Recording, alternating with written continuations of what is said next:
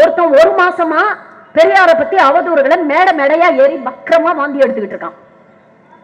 இன்னொருத்தன் பெரியாரை தன் கொள்கை தலைவர்னு சொல்லிக்கிட்டு வாய மூடிட்டு வேடிக்கை பார்க்கறான். தமிழ்நாட்டுல திமுக ஆட்சியில பெண்களுக்கு பாதுகாப்பு இல்ல. ஏன்பா உன் பொண்டாட்டியும் பொம்பளை பிள்ளையும் ஒரு நாளைக்கு யூபிக்கோ பீகாருக்கோ அனுப்பி பாரு. ஒண்ணு இல்ல, ஒரு 24 மணி நேரம் மணிப்பூர்ல விட்டு பாரு, அவங்க நிலைமை என்ன ஆகுது அப்படின்னு. ஒரு 80 வருஷத்துல ஒரு காலகட்டத்துல இருந்து இன்னைக்கு வேற ஒரு காலகட்டத்துக்கு நம்ம வந்துட்டோம். பெரியார் என்கிற ஒரு தலைவருடைய அந்த வழிகாட்டுதல் மூலமாக நிறைய விஷயங்களை நம்ம இன்னைக்கு அச்சீவ் பண்ணிட்டோம்.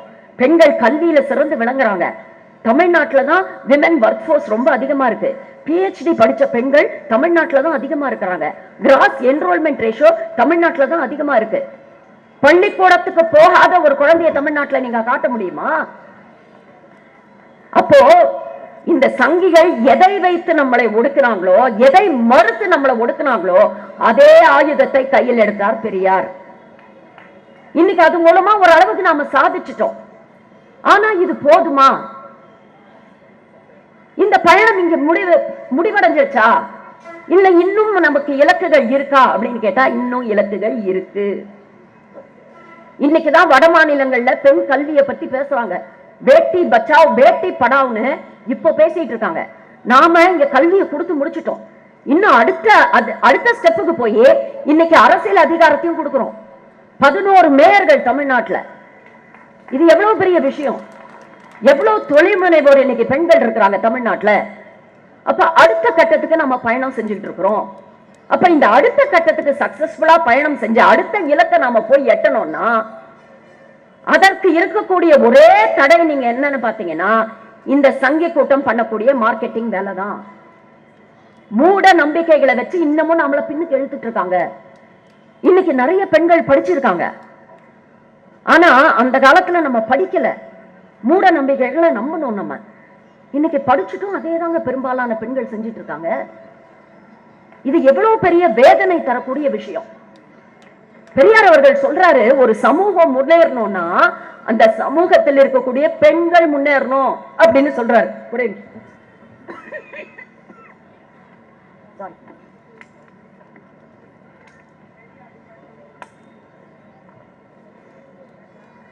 அப்ப அந்த பெண்கள் முன்னேறணும் அப்படின்னா உங்களுக்குள்ள இருக்கக்கூடிய மூட நம்பிக்கைகளை தூக்கி வெளியே வீசுங்க. நீங்க கோவிலுக்கு போகக்கூடாது, சாமி கும்பிடக்கூடாதுன்னு நான் சொல்லல, அது உங்க தனிப்பட்ட விருப்பம். ஆனா பக்திக்கும் மூட நம்பிக்கைக்கும் நிறைய வித்தியாசம் இருக்கு. நாங்கெல்லாம் அதெல்லாம் எங்களுக்கு வேண்டாம் அப்படின்னு நினைச்சவங்க. அது அந்த ஒரு மெச்சூரிட்டி காலப்போக்கில் வரும். இந்த தலைமுறைக்கு வரலைனாலும் இன்னும் 2 தலைமுறை தள்ளி அந்த மெச்சூரிட்டி வரும். ஆனா அந்த மெச்சூரிட்டியை நோக்கி இந்த அடுத்த தலைமுறையை கொண்டு சேர்க்க வேண்டிய ஒரு கடமை இந்த தலைமுறைக்கு இருக்குல்ல. இன்னைக்கு சங்கிகள் வெவ்வேறு ரூபத்துல ஸ்லீப்பர் செல்ஸை இறக்கி விடுறாங்க. ஒருத்தன் ஒரு மாசமா பெரியார பத்தி அவதூறுகளை மேடையா ஏறி பக்கிரமா வாந்தி எடுத்துக்கிட்டு இருக்கான். இன்னொருத்தன் பெரியாரை தன் கொள்கை தலைவர்னு சொல்லிக்கிட்டு வாய மூடிட்டு வேடிக்கை பார்க்கறான். இன்னைக்கு மகளிர் தினத்துக்கு ஒரு வீடியோ போடுறாரு ஒரு அரசியல் தற்குறி. தமிழ்நாட்டுல திமுக ஆட்சியில பெண்களுக்கு பாதுகாப்பு இல்ல. ஏன்பா உன் பொண்டாட்டியும் பொம்பளை பிள்ளையும் ஒரு நாளைக்கு யூபிக்கோ பீகாருக்கோ அனுப்பி பாரு. ஒண்ணு இல்ல, ஒரு 24 மணி நேரம் மணிப்பூர்ல விட்டு பாரு, அவங்க நிலைமை என்ன ஆகுது அப்படின்னு. 2 வருஷமா மணிப்பூர் பத்தி எரியுதுங்க. 250 பேருக்கு மேல செத்து போயிருக்காங்க. 60,000 பேர் வீடு வாசலை இழந்துட்டு இன்னைக்கு முகாம்கள்ல தங்கிட்டு இருக்காங்க. இதுதான் பெண்களை பாதுகாக்கக்கூடிய லட்சணம். இதெல்லாம் இவங்க கண்ணுக்கு தெரியாது. திமுக ஆட்சியில பெண்களுக்கு பாதுகாப்பு இல்லை. பாதுகாப்பு இல்லாம தான் இங்க உட்கார்ந்து இவ்வளவு தைரியமா நம்ம பேசிட்டு இருக்கோமா?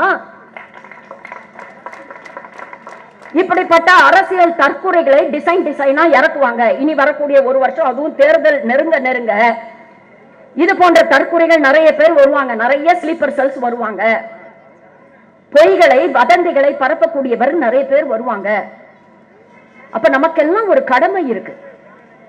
உண்மையை கொண்டு போய் மக்களிடம் சேர்க்கக்கூடிய ஒரு கடமை.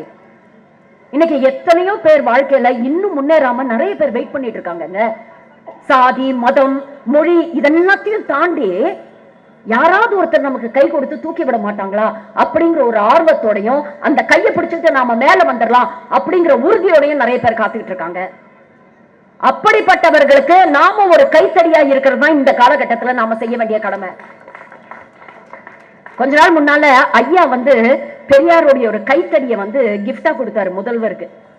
உண்மையிலே பார்க்கும்பொழுது ரொம்ப சந்தோஷமா இருந்ததுங்க. ஏன்னா இவங்க சொல்லுவாங்கல்ல, இந்த ராமர் காட்டுக்கு போனோம்னா பரதர் அவருடைய பாதகைகளை வச்சுதான் ஆட்சி நடத்தினார்னு. நான் சொல்றேங்க, இன்னைக்கு பெரியாருடைய கைத்தடி தான் இங்க ஆட்சி நடத்திட்டு இருக்கு. சங்கிகள் டிசைனா வந்தாலும் கைத்தடியை வச்சு நல்லா லெப்ட் அண்ட் ரைட் வாங்கக்கூடிய அளவுக்கு தமிழ்நாடு மக்களுக்கு தெளிவு இருக்கு. ஒண்ணும் இல்லைங்க, ஒரே ஒரு ரிக்வெஸ்ட். பெண் ஏன் அடிமையானாள் ஒரு சின்ன புத்தகம், 80 பக்கம் தாங்க அந்த புத்தகம். மிஞ்சி போனா ஒரே நாள்ல படிச்சிடலாம் அந்த புத்தகத்தை. ஆனா அந்த புத்தகத்துக்குள்ள எவ்வளவு கருத்துக்கள் தெரியுமா? இன்றைக்கு இருக்கக்கூடிய அடுத்த தலைமுறையை புரட்டி போடக்கூடிய அளவுக்கு, அவங்களோட பெர்ஸ்பெக்டிவ மாற்றக்கூடிய அளவுக்கு அவ்வளவு ஆழமான கருத்துக்கள், அவ்வளவு எளிமையா அவர் சொல்லியிருக்கிறாருங்க. அதுல உங்க வீட்டுல பருவ வயதில் இருக்கக்கூடிய பெண்கள், ஆண்கள் இருந்தா, பெண்களை விட ஆண்களுக்கு தான் ரொம்ப முக்கியம். இங்க நிறைய ஆண்கள் உட்கார்ந்து இருக்கிறீங்க. உங்க வீட்டுல இருக்கக்கூடிய குழந்தைங்களுக்கு தயவு செஞ்சு அந்த புக்கை வாங்கி கொடுங்க. தமிழ்லயும் கிடைக்குது, ஆங்கிலத்திலையும் இருக்கு. படிக்க சொல்லுங்க.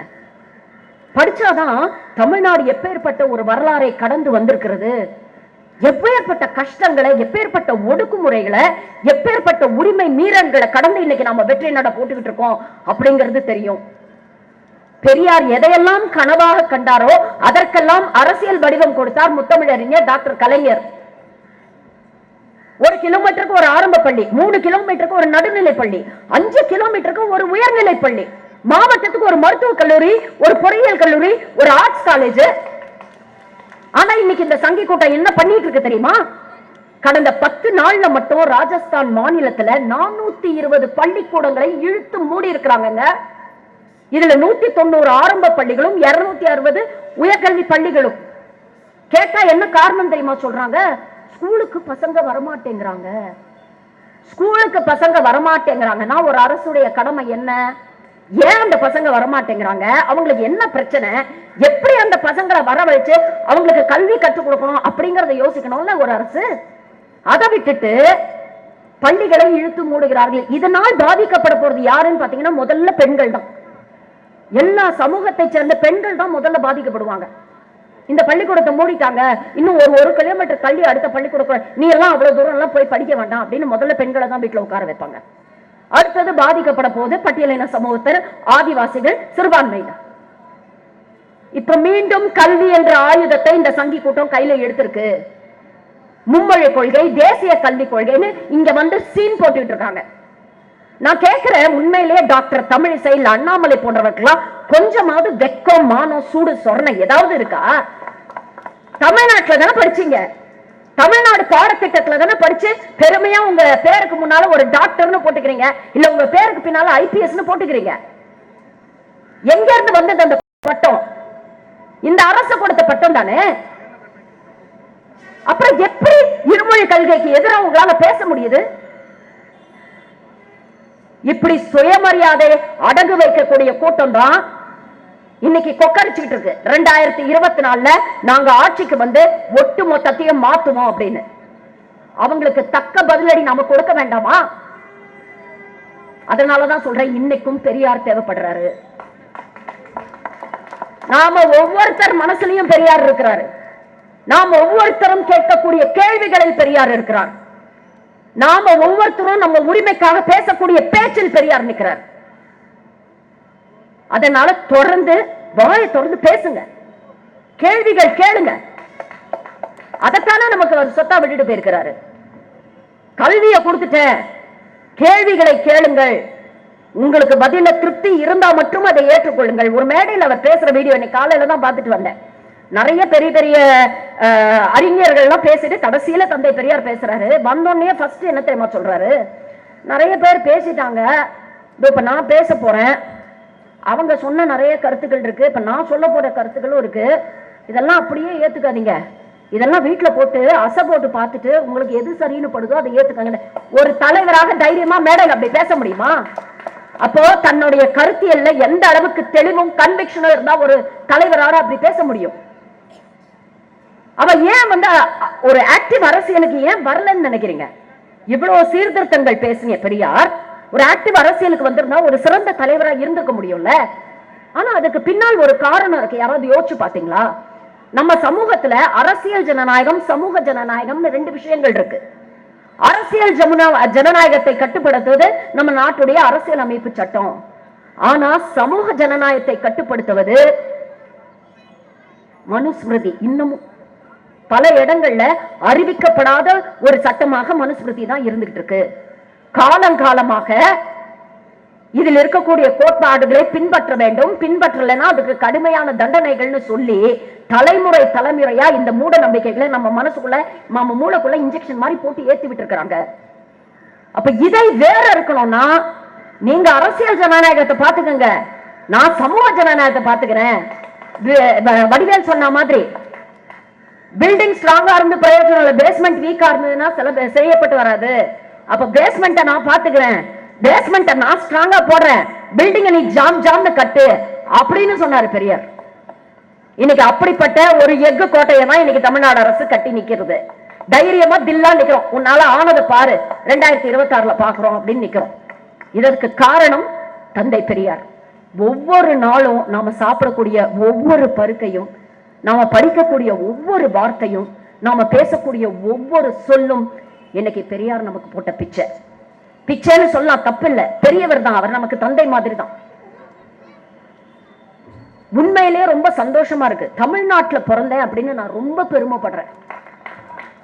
ஏன்னா இங்க பிறந்ததுனாலதான் தந்தை பெரியார் போன்ற தலைவர்களை பற்றி தெரிந்து கொள்ள முடிஞ்சது. இன்னைக்கு சோசியல் மீடியால பாத்தீங்கன்னா வட இந்தியர்கள் பெருமையா பேசுறாங்க, பெரியாரை பத்தி பெருமையா பேசுறாங்க, இங்க இருக்கக்கூடிய முதலமைச்சரை பத்தி பெருமையா பேசுறாங்க. எங்களுக்கு இந்த மாதிரி தலைவர்கள் கிடைக்கலையே அப்படின்னு வருத்தப்படுறாங்க.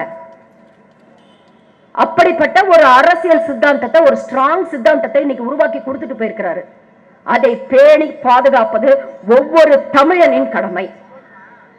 அதை திறமையாக நிறைவாக செய்வோம் அப்படின்னு இந்த நாள்ல நம்ம ஒவ்வொருத்தரும் உறுதிமொழி எடுப்போம்.